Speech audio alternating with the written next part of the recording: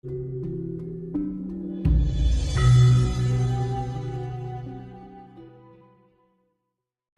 menerawang hal yang akan datang ataupun juga masa lampau.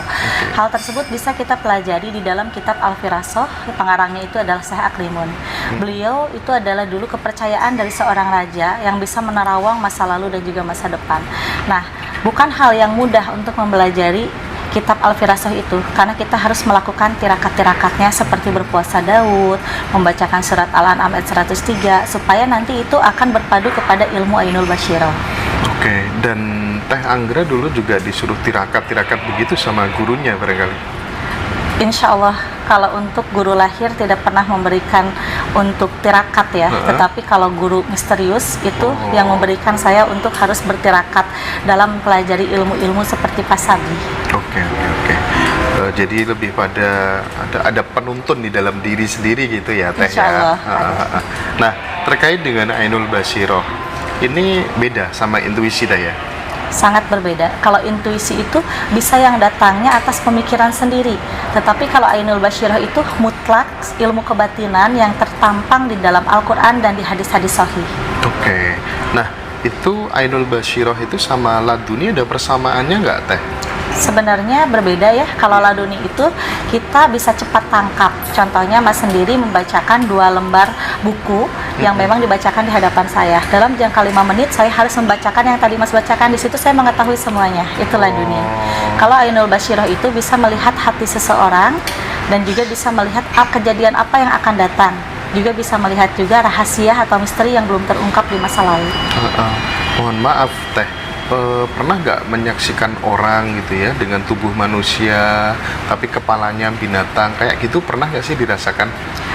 Untuk melihat pernah beberapa kali ya. Iya. Apalagi kalau misalkan memang orang tersebut yang kita lihat itu janggal gitu kan, misalkan tubuhnya itu manusia tetapi kepalanya hewan, biasanya itu yang memang menganut ilmu-ilmu yang disebut dengan syarika. Syarika itu adalah ilmu-ilmu yang memuja.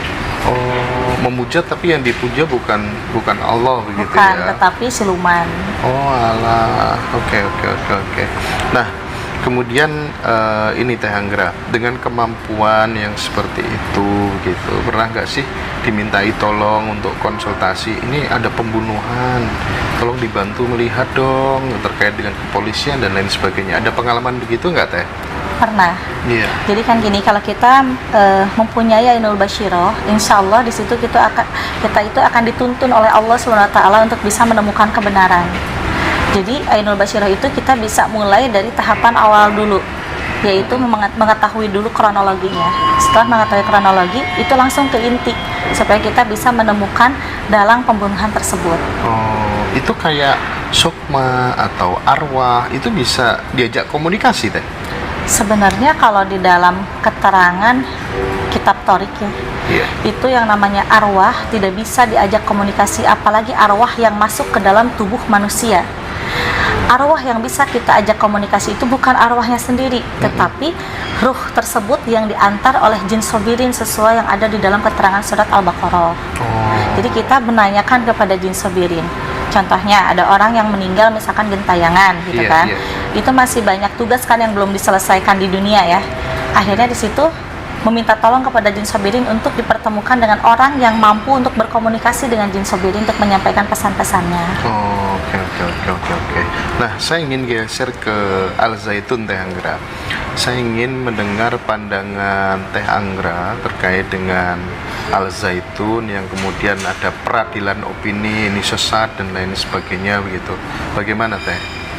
Kalau pandangan saya pribadi ya, sebenarnya tidak ada kesesatan di dalam Al-Zaitun.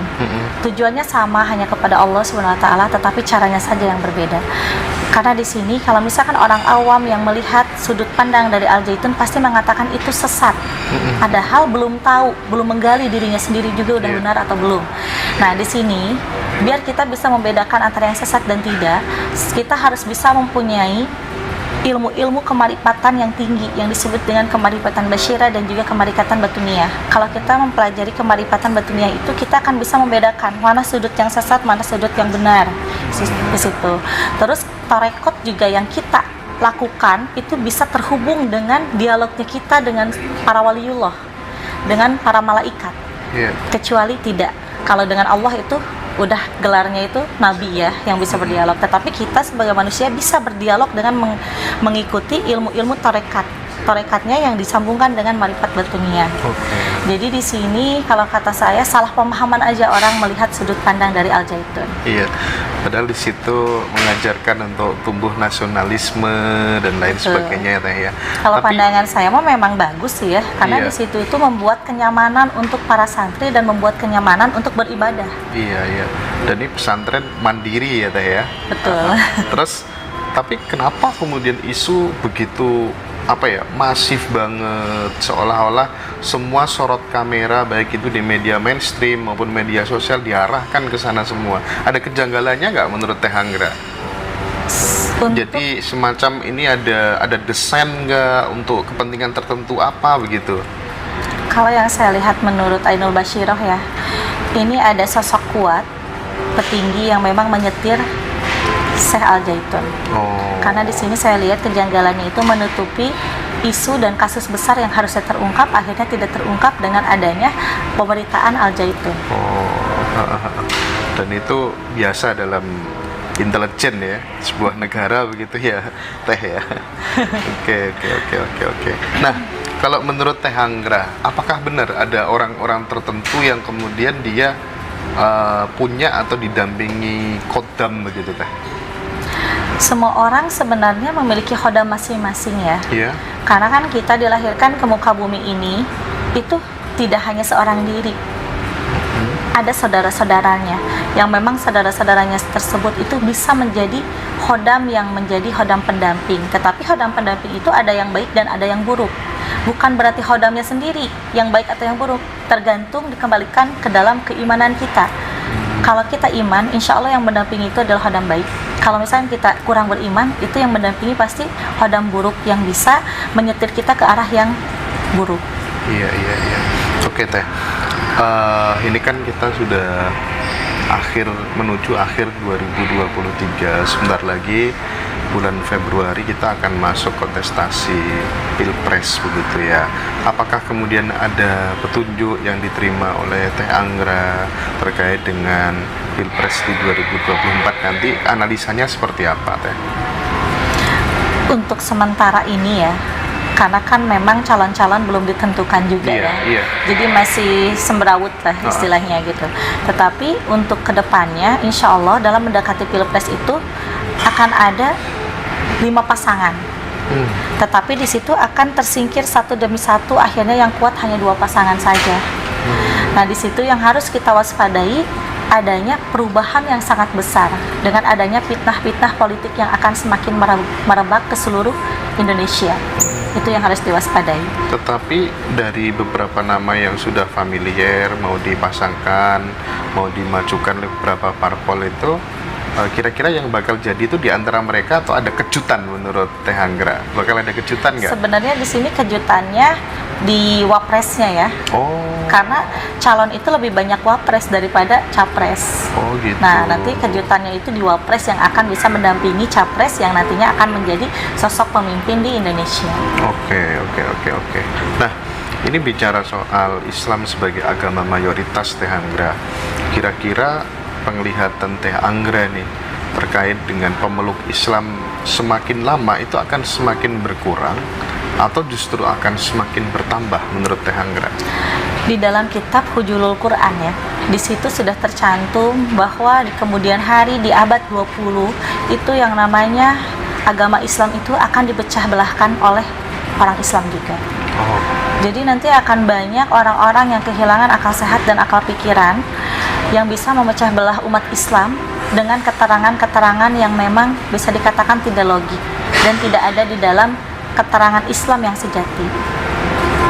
Artinya Islam semakin lama akan semakin baik atau justru semakin kacau? Semakin kacau. Akan semakin kacau. Karena di sini gini, nanti perbedaannya itu 60% Islam yang hanya mengaku Islam KTP saja. Tetapi 40% itu adalah Islam yang sejati yang memang menganut ke dalam ajaran sunnah Nabi Muhammad SAW. Nah, teman-teman di Muslim kan banyak teh yang ketika berbeda keyakinan gitu mereka selalu menghakimi dengan kafir lah, dengan sesat lah. Nah, sebenarnya Islam yang dimau tuh yang bener tuh yang bagaimana teh? Islam yang benar itu yang merangkul sesama, tidak membedakan agama satu sama lain. Tidak membedakan agama satu dengan Betul. agama lain. Makanya kan begini, tidak boleh menjawab salam orang kafir atau non muslim gitu. Itu salah. Karena di dalam kitab Nuzulul Quran pun juga itu ada bahwa kita wajib menjawab salam dari siapapun, tetapi perbedaannya itu yang beda. Seperti dari Islam itu assalamualaikum berarti kita harus jawab waalaikumsalam. Kalau misalkan dari non muslim mengucap assalamualaikum berarti kita harus menjawab yaitu waalaikumsalam. Gitu. Jadi sebenarnya kita wajib menghormati, menghargai kepada sesama. Islam yang sejati itu adalah Islam yang selalu merangkul dan tidak membedakan satu sama lain. Bahwa kemudian pada prakteknya ada beberapa oknum yang suka mengkafir-kafirkan itu karena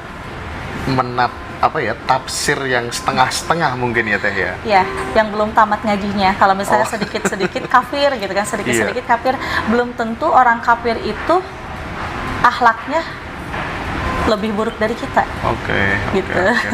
Dan belum tentu yang ngaku sebagai cucu Nabi juga akhlaknya lebih baik daripada kita ya teh. Betul. Itu gimana komentarnya Teh Anggra tentang banyak orang yang dikembalikan lagi sih ya Mas ya, dikembalikan lagi ke dalam diri kita masing-masing. Kalau kita memang menganut hanya satu ajaran keyakinan kepada Allah Subhanahu wa taala, berarti di situ kita tidak boleh menghakimi siapapun. Berarti yang kita kejar adalah hakikatnya, syariatnya. Secara kita lahir di muka bumi ini, yaitu kita harus baik dengan siapapun. Seperti itu. Tapi kalau misalkan yang sedikit-sedikit bilang kafir, sedikit-sedikit bilang nggak boleh kenal dengan non-muslim gitu kan. Mungkin di zaman dulu ada golongan kaum kafirin ya. Tetapi kalau di sekarang ini tidak bisa membedakan antara mana yang Islam sejati dan juga yang kafirin. Tergantung kitanya juga sih. Kalau kitanya baik, kalau kitanya mengikuti hablum minanas dan hablum minallahnya, insya Allah Allah akan memberikan pertolongan dan perlindungan kepada kita. Tetapi kalau kita nggak mengikuti itu ya, wallahu alam ya. Saya teringat waktu tahun lalu main ke rumahnya Teh Anggra, izin sama Pak Haji Agam untuk wawancara Teh Anggra kan. Banyak sekali sahabat-sahabat dari luar kota yang datang untuk minta dibantu untuk penyembuhan segala macam. Itu kalau boleh di breakdown Teh, itu soal apa saja sih Teh biasanya yang teman-teman dari luar kota yang minta tolong itu? Itu yang meminta pendapat tentang permasalahannya ya. Mungkin yang bisa saya bantu, insya Allah saya bantu semampunya. Kalau yang memang tidak bisa saya bantu, saya selalu bilang memang tidak bisa bantu. Tapi rata-rata alhamdulillah selama ini yang meminta tolong untuk urusan hablum minanas itu insya Allah bisa kami atasi dan kami bantu juga. Itu murni Teh Anggra sendiri atau dibantu Pak Haji misalnya? Kalau untuk urusan hablum minanas kita bareng-bareng karena memang dari pertama nikah juga kita untuk mencari ilmu itu kita bareng-bareng. Dan Teh Anggra nggak pernah ya pasang tarif apa begitu, nggak pernah ya Teh ya? Nggak pernah. Justru yang datang baik dari manapun juga itu kita seikhlasnya, ngasih kita terima alhamdulillah, nggak ngasih pun juga nggak apa-apa karena di sini kita membantu orang itu tidak ada ilmu yang harus diperjualbelikan, justru harus dengan ikhlas. Kalau untuk penyakit misalnya kayak guna-guna segala macam gitu, ada nggak kasus kayak gitu Teh? Banyak. Kalau misalkan untuk mengobati yang medis ataupun non medis itu biasanya saya ngambil dari kitab Tibunan Nabawi dan juga dari kitab Jad Al-Ma'ad. Jadi pakai referensi ya? Iya, jadi ada referensinya, jadi nggak usah takut ini bid'ah gitu. Iya. Biasanya pakai media apa Teh? Kalau media hanya doa dan air saja. Oh, doa dan air putih saja? Ya, karena kan di dalam kitab Jad Al-Ma'ad bab 21 itu mengobati orang itu cukup dengan air putih dan doa. Kecuali yang sakitnya medis, baru itu bisa diarahkan oleh kita dengan tumbuh-tumbuhan herbal. Karena kan di dalam kitab tersebut itu panduan pengobatan sunnah Rasul. Jadi di situ lengkap. Saya pernah nonton video short di YouTube kalau tidak salah, Teh Anggra itu berbagi cerita tentang titisan Prabu Siliwangi.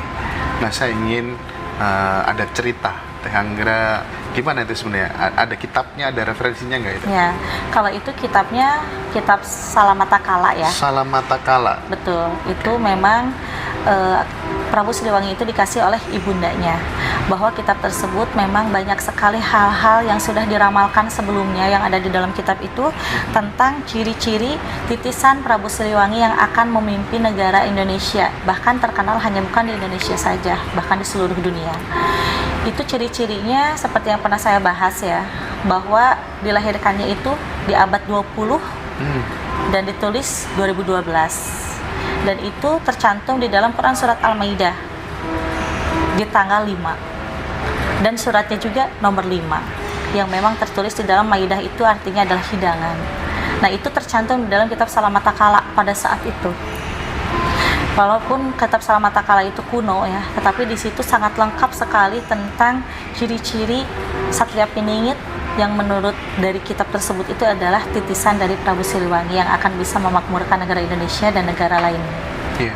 Dan Teh Anggra melihat nggak itu ciri-ciri itu pada capres-capres yang mulai muncul ini? Belum. Karena untuk yang sekarang ini hanya sementara. Di dalam kitab tersebut itu tercantum 2035 lebih, berarti 2035 lebih akan muncul sosok tersebut yang bisa terlihat bahwa itu bisa memakmurkan. Jadi sekarang ini masih 2024 ya, sebentar lagi. Jadi ini masih yang sementara-sementara saja, bukan yang sejatinya. Oh, bukan yang ditunggu-tunggu banyak orang ya Teh ya. Oke. Nah, terkait dengan kantung macan Teh, saya pengen tahu itu Teh, gimana itu rahasianya tuh? Kalau kantung macan sih itu kendaraan ya disebutnya, kendaraan untuk bisa menghilang dari satu tempat ke tempat yang lainnya dalam jangka waktu sekejap mata. Nah, kantung macan tersebut kalau yang saya lihat itu bukan barang, tetapi itu adalah makhluk yang bisa mengantarkan kita ke tempat tujuan. Tetapi tidak mudah untuk siapapun memiliki kantung macan tersebut, karena harus ada satu, jelas izin Allah ya. Keduanya, ada kunci-kunci khusus yang memang harus dibacakan di saat mau pemanggilan kantong macan tersebut. Dan Teh Anggra pernah mempraktikkan itu? Insya Allah sudah beberapa kali. Dan itu pada saat hilang tuh gimana kondisinya Teh? Kalau kondisi dalam keadaan sadar, karena di saat kita memakaikan kantung macan itu ke ibu jari kaki ya, itu akan berbentuk seperti apa sih namanya tuh, kayak yang merekat gitu kan. Setelah itu keluar hodamnya. Hodamnya itu adalah hodam macan yang memang bertanya kepada kita mau kemana tujuannya. Nah, di situ kita harus menyampaikan yang sebenar-benarnya. Misalkan tujuan kita mau ke Mekah gitu kan, itu dalam sekejap mata kita udah nyampe di sana. Berarti tapi nggak bisa lama-lama waktunya, karena di waktu paling lama itu 15 menit.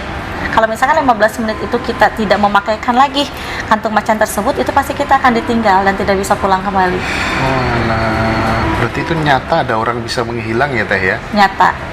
Karena memang untuk masalah kantong macan itu bukan hal yang mustahil ya, tetapi hal itu memang benar adanya nyata, dan itu peninggalan dari raja-raja terdahulu. Itu bendanya gaib apa fisik Teh Anggra? Gaib bisa dipanggil menjadi fisik dohir. Selama ini Teh Anggra pernah membuktikan berapa kali Teh? Lebih dari 7 kali. Lebih dari 7 kali. Kalau misalnya tidak bergeser begitu, cuman hilang aja, tapi tetap di tempat yang sama begitu bisa Teh? Tergantung kita. Tergantung kita sih, tergantung kita pengennya di mana. Yang jelas kalau dengan kantong macan itu kita berangkat itu bukan hanya sukmanya saja, tetapi dengan jasadnya juga. Oke. Dan kodamnya itu memang wujudnya macan? Iya. Bisa ngomong? Bisa, tetapi dengan bahasa-bahasa kalimatullah. Oke. Dan Teh Anggra dapat amalan atau dapat ketika pertama kali dapat itu tuh dikasih siapa dulu? Atas izin Allah dikasih oleh guru. Yang tidak kelihatan tadi ya Teh ya? Saya heran kenapa kok bisa Teh Anggra, kenapa bisa dapat anugerah seperti itu tuh kira-kira Teh?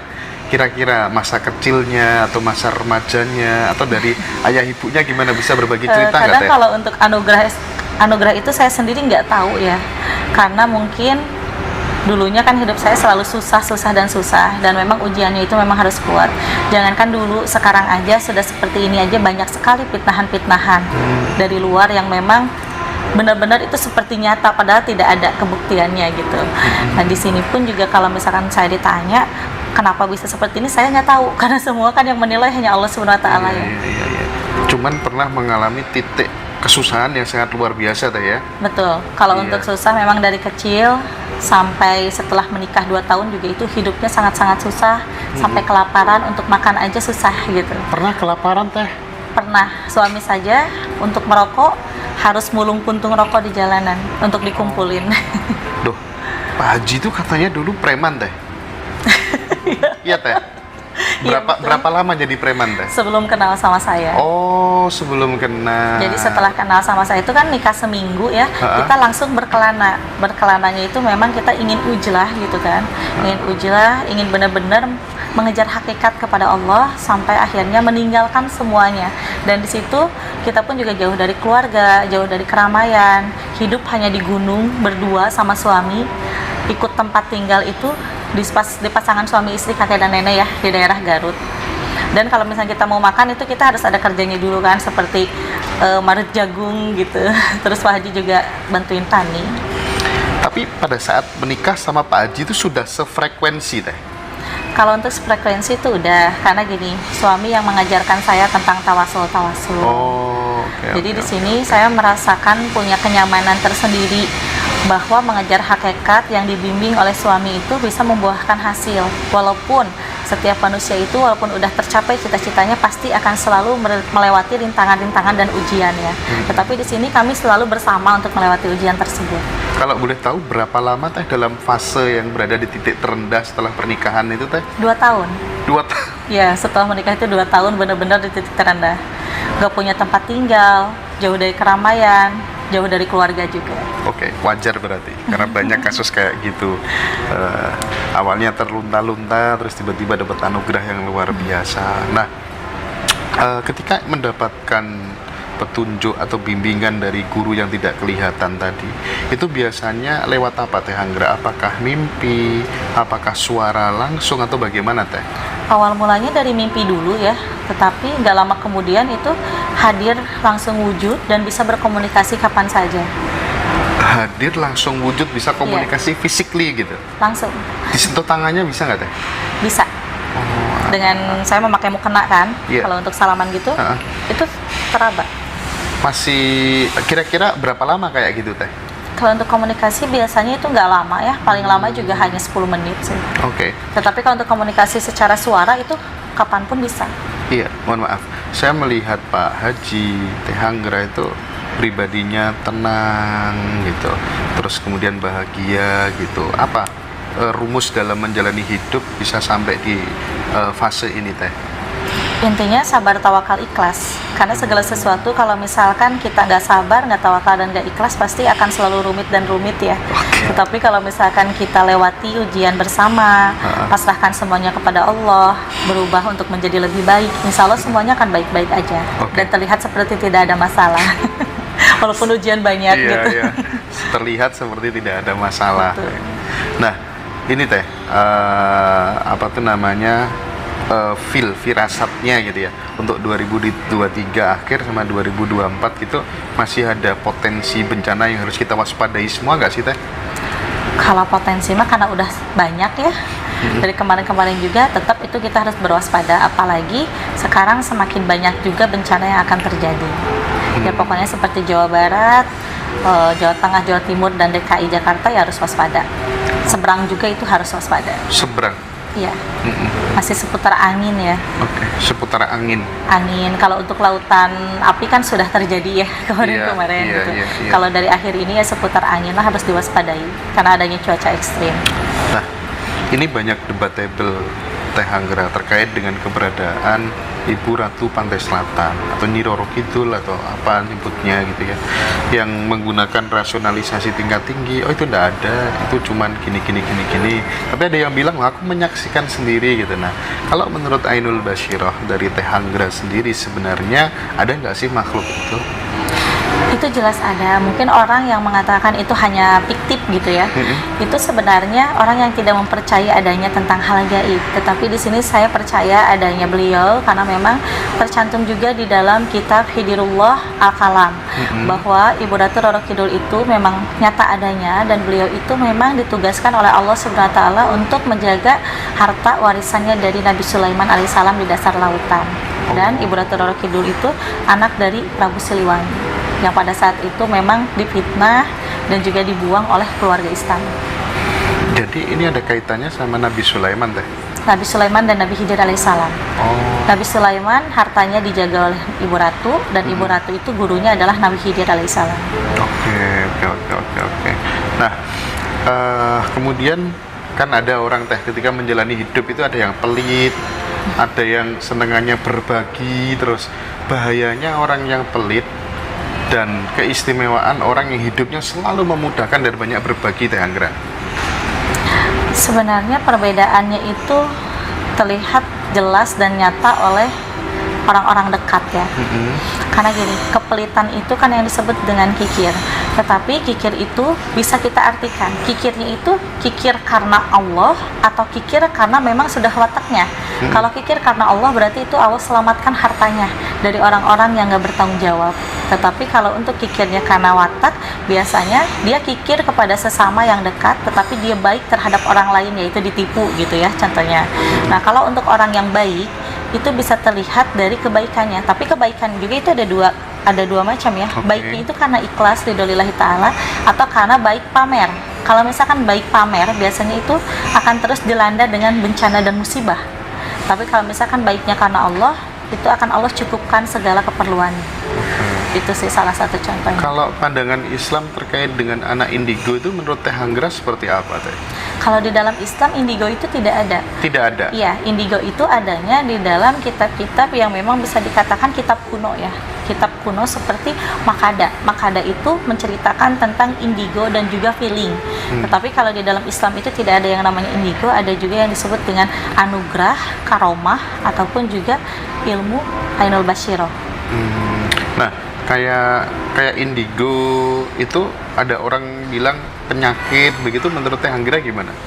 Indigo itu sebenarnya bukan penyakit sih, tetapi indigo itu sebuah kelebihan yang memang di dalam otaknya itu mempunyai IQ yang bagus, IQ yang di atas rata-rata, yang bisa sedikit menempel ke dalam dimensi lain. Nah, amalan-amalan seperti apa yang bisa mengantarkan manusia pada umumnya hingga sampai dia bisa mencapai fase Ainul Basyirah? Bisa nggak diupayakan menurut Teh Anggra? Sebenarnya semua orang juga yang ingin mempelajari Ainul Basyirah itu sangat mudah kalau mau menjalaninya. Cuman di sini kadang-kadang orang tuh banyak yang berputus asa dan juga banyak yang seujon terhadap Allah. Padahal di saat kita mau belajar sungguh-sungguh, Allah itu akan memberikan ujian yang sangat luar biasa. Nah, di situ, di saat kita mendapatkan ujian, kita harus benar-benar bisa melewatinya. Segala ujian yang Allah berikan kita serahkan lagi kepada Allah. Berarti di situ kita sudah mengosongkan segalanya dan tetap pada satu tujuan. Rata-rata orang-orang kebanyakan seujon yang akhirnya tidak nyampe ke taraf. Tetapi kalau kita terus-terusan berhusnuzon kepada Allah, insya Allah Allah juga akan memberikan kemudahan untuk kita yang mau mempelajari Ainul Basyirah tersebut. Oke. Nah, orang yang bisa menguasai atau mempelajari ilmu Ainul Basyirah itu apakah hanya dari kalangan Islam saja menurut Teh Anggra? Bisa nggak ya dari non-muslim memiliki kelebihan yang sama? Sebenarnya gini, baik Islam ataupun non-muslim itu mempunyai kemarifatan masing-masing. Dan kadang-kadang kemarifatan dan keyakinan terhadap Tuhan itu sebenarnya lebih kuat yang non-muslim kalau pandangan saya ya. Lebih kuat yang non-muslim di zaman sekarang. Karena kalau di zaman sekarang itu hanya mengaku Islam saja, tetapi keyakinan kepada Tuhan itu hambar. Jadi siapapun, baik itu non-muslim ataupun muslim yang mempelajari Ainul Basyirah itu pasti akan bisa nyampe ke taraf kalau dia sungguh-sungguh dan mempunyai keyakinan yang sangat pur dan kuat kepada Allah Subhanahu wa taala.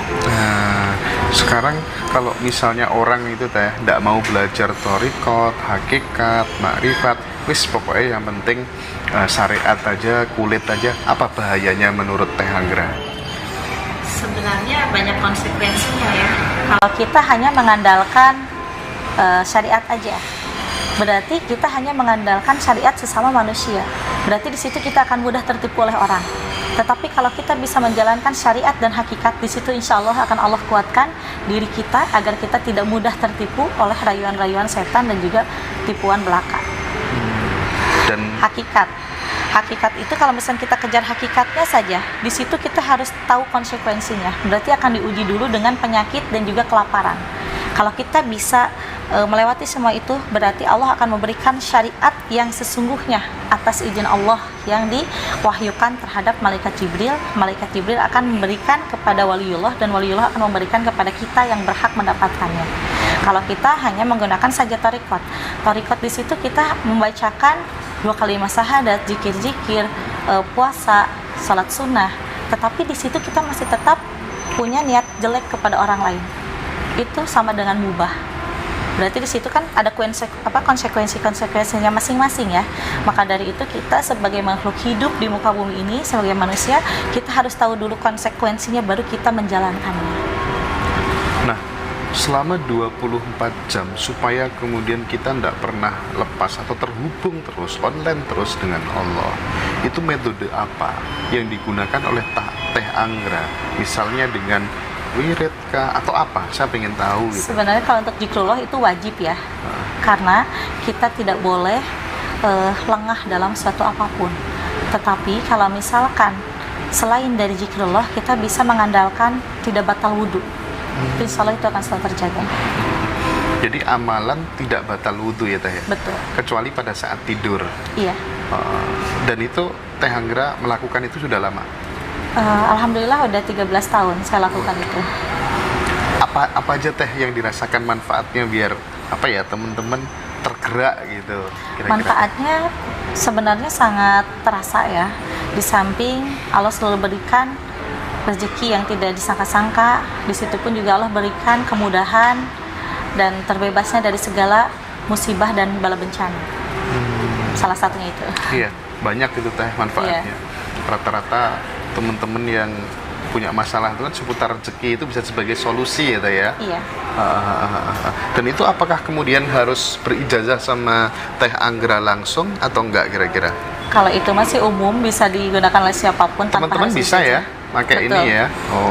Oke. Nah, kalau misalnya kayak menelusuri sejarah atau misteri yang belum terkuak itu, ada nggak pengalaman Teh tempat apa Sering gitu? sih.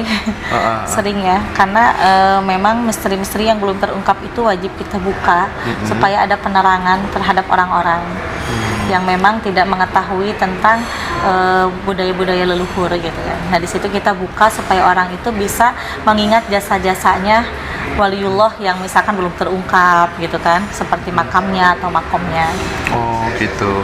Kalau ini Teh, kalau misalnya kayak teman-teman minta amalan khusus gitu buat kerezekian gitu, ada nggak Teh? Itu bisa membacakan sholawat Jibril. Sholawat Jibril itu bunyinya yang gimana Teh? Sallallahu alaihi Muhammad, sallallahu alaihi wasallam. Itu dibaca setiap pada salat 5 waktu dan setiap pada salat sunnah hajat, duha atau tahajud. Oh, pilih salah satunya. Salah satunya. Karena Dan- salawat Jibril banyak sekali fadilah-fadilahnya. Selain dari rezeki, itu bisa menguatkan iman kita, menyehatkan badan, lahir batin. Iya. Oke. Dari tadi apa tuh namanya soal saya ingin kembali ke apa? Yang macan tadi apa? Yang bisa untuk Kantung menghilang macan. tadi? Iya, kantung macan. Itu paling lama berapa menit Teh? 15 menit. 15 menit. Dan paling jauh Teh Anggra gunakan itu minta kemana? Waktu itu sih ke Tanah Suci, ke Amerika, dan ke Dubai. Oh, sendirian tapi Teh ya? Nggak bawa orang. Nah, proses berangkatnya itu Teh, yang dirasakan Teh Anggra gimana? Biasa saja sih, karena memang sudah terbiasa ya. Cuman waktu awal-awal itu memang sedikit kaget. Karena waktu itu belum terlalu bisa untuk menggunakannya. Tetapi kesini-kesini akhirnya sudah menjadi kebiasaan.